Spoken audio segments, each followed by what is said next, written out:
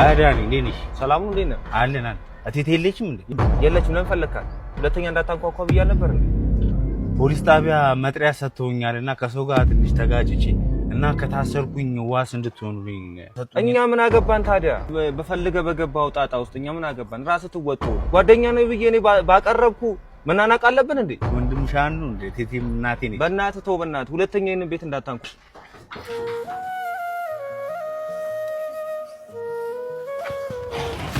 ማን ነው በር ያንኳኳ? ዱርዬው ቦቼ ነዋ። ተጣልቼ ምናምን ዋስኑ ምናምን መጥሪያ ተሰጥቶኝ ምናምን ይላል። እኛ ምን አገባን ሲጀምር? ውይ ልጄን ታሳሱት እንዴ? ትናንትና እኮ መናኸሪያ ውስጥ ለኔ ብሎ ተጣልቶ ነው ሰው ሰድቦኝ።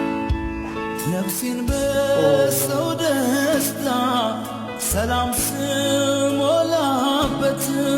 ስሜቴን ጎድቼ ለኔ ሳልኖርበት ሰጠው ብዬ ነበር ፍቅሬንም በትኜ መልሴ ሲሆን ግፋት አንተ ሁሉ እየጨመረ ነው የሚሄደው።